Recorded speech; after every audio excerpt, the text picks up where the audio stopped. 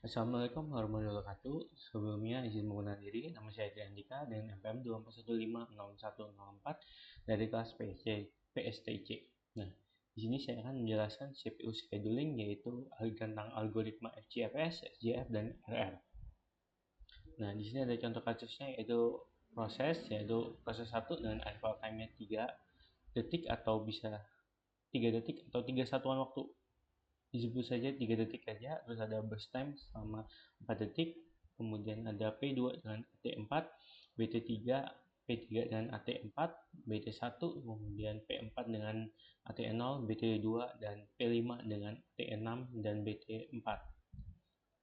Nah, di sini saya akan menjelaskan tentang algoritma pertama, yaitu FGFS, first come first serve. Nah, dalam algoritma ini, proses dengan arrival time yang paling singkat atau proses dengan yang datang lebih dulu akan diproses dalam CPU. Nah, dari semua proses ini, proses 4 datang lebih dulu, yaitu dengan 0 satuan waktu atau 0 detik. Kemudian P4 diproses selama 2 detik, yaitu burst time-nya 2 detik. Kemudian completion time-nya 2 detik, yaitu completion time itu waktu dari semua proses ini dimulai sampai proses 4 ini selesai, yaitu burst time-nya 2 detik. Jadi completion time-nya 2 detik, kemudian ada turnaround time, yaitu waktu proses berapa lama di dalam CPU itu. Jadi completion time yaitu burst time-nya 2 detik. Jadi turnaround time-nya selama 2 detik. Kemudian waiting time yaitu waktu tunggu proses dalam CPU, dia menunggu berapa lama sebelum diproses. Karena ini proses yang paling awal diproses, yaitu pertama, maka waiting time 0 dan response time 0. Nah, di antara proses 4 dan proses selanjutnya, yaitu proses 1, CPU akan mengalami kondisi idle karena proses 1 datang dengan waktu 3 detik. Namun proses 4 sudah selesai, waktunya 2 detik. Jadi CPU akan memasuki kondisi idle selama 1 detik. Kemudian proses 1 dia tiba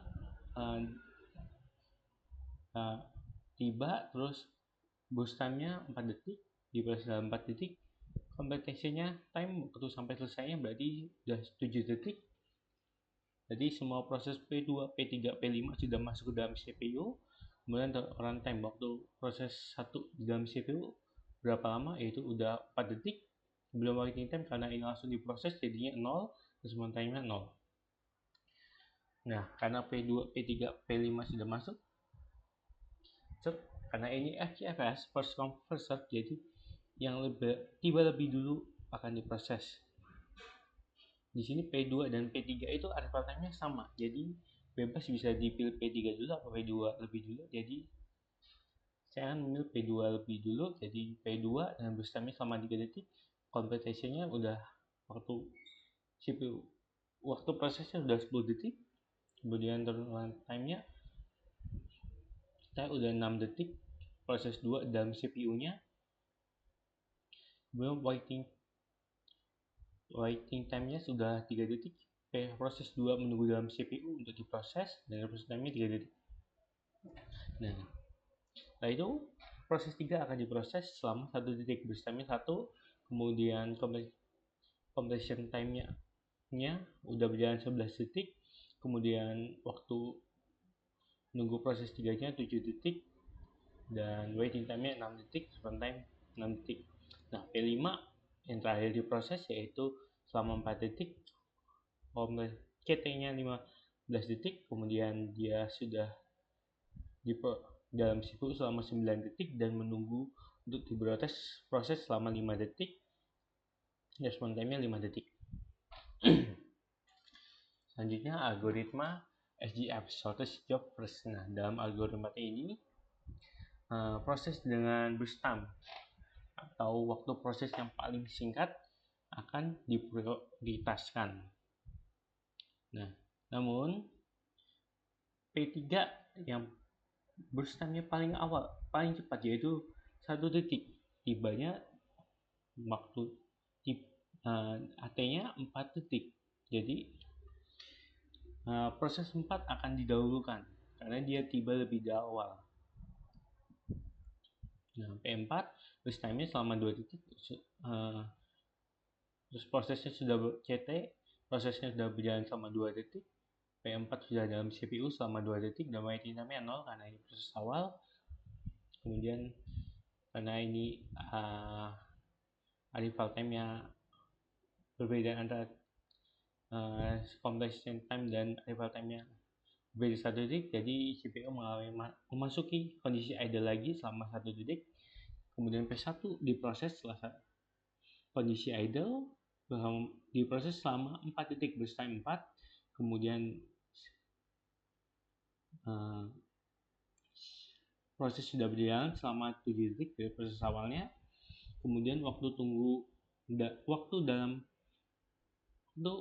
proses 1 dalam CPU sudah berjalan 4 detik dan waiting time-nya karena tadi masuk ke kondisi idle jadi waiting time-nya 0 dan response time-nya 0.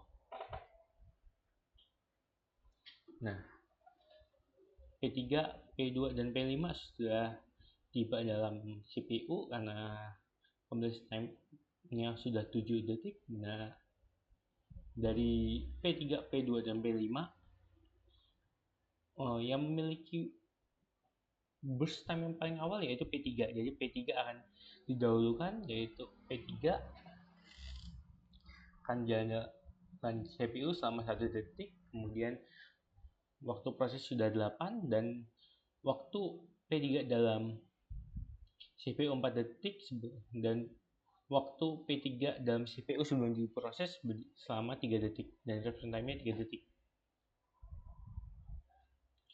Kemudian P2 diproses karena dia memiliki burst time-nya lebih cepat daripada P4, jadi P3 bahkan jalan di CPU selama 3 detik dengan waktu semua prosesnya udah berjalan selama 11 detik dan waktu P2 dalam CPU udah 7 detik dan waktu tunggu sebelum diproses selama 4 detik, response time-nya 4 detik.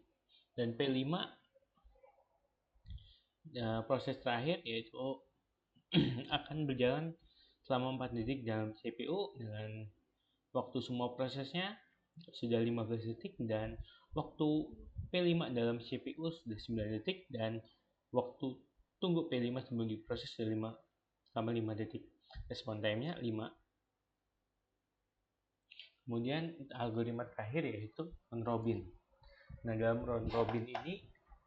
algoritma round robin ini hampir sama seperti algoritma first come first serve. Namun dalam algoritma round robin menggunakan time quantum, yaitu akan dibatasi seberapa lama proses bisa dijalankan dalam CPU, yaitu menggunakan time quantum. Nah, di sini time quantumnya sama dengan 2.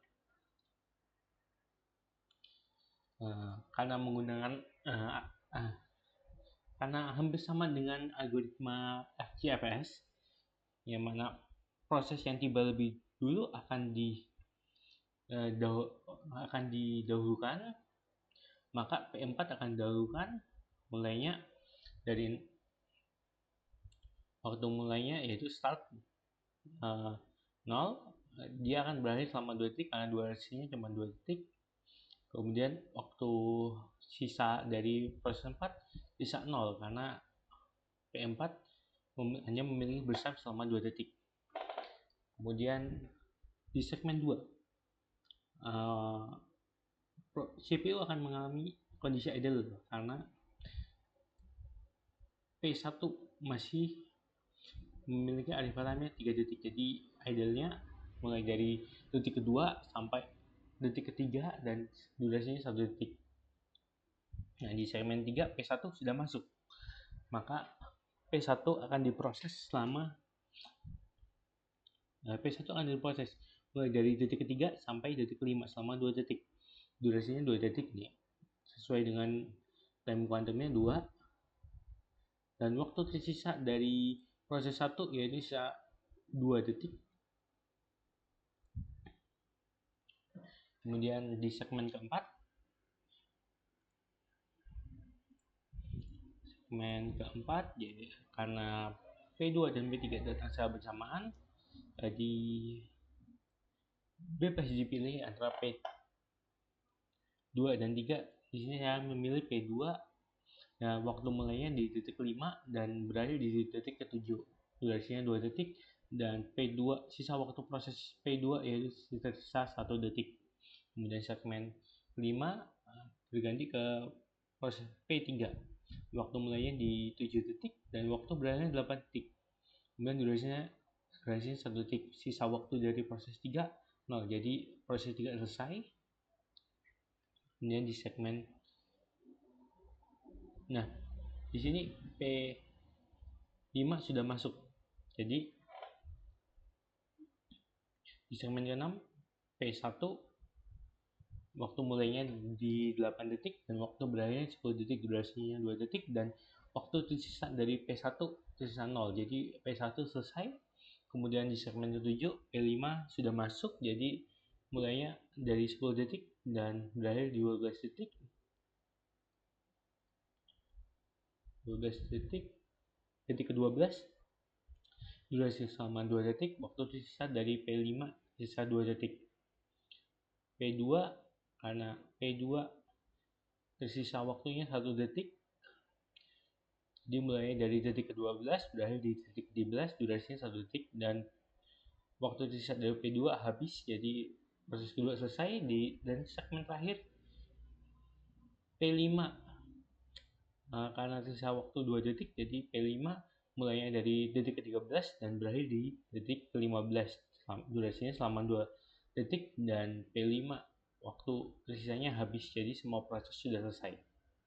Sekian penjelasan dari saya Heri. Wassalamualaikum warahmatullahi wabarakatuh.